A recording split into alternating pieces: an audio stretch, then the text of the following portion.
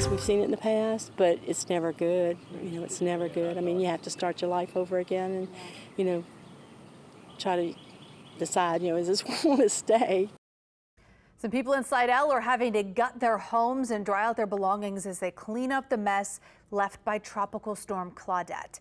Good evening and thank you for joining us. I'm Devin Bartolotta. The amount of rain that came from that storm caught a lot of people by surprise.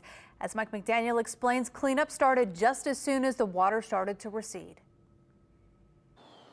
Here at the Rosson family home in Slidell, work started around noon Saturday, gutting the inside, turning it into a pile of debris outside.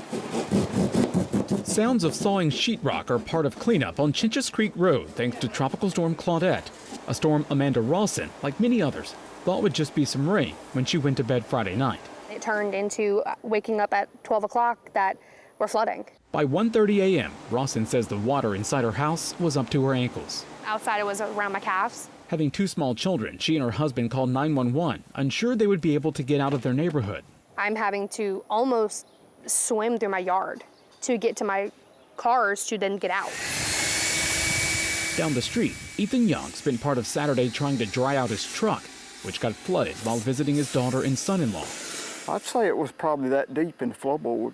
And the truck was parked right here. Right there. Young says they were all asleep during most of the storm and didn't know how bad it got until they walked outside. I was not expecting any of that. We had water all the way up. You can see the water line on the house. Thankfully, the water didn't get inside. If it did, they wouldn't have been able to leave. It was completely flooded all the way. We couldn't get out. There was no way we could have gotten out. We saw somebody walking down the road. It was up to their waist, at least.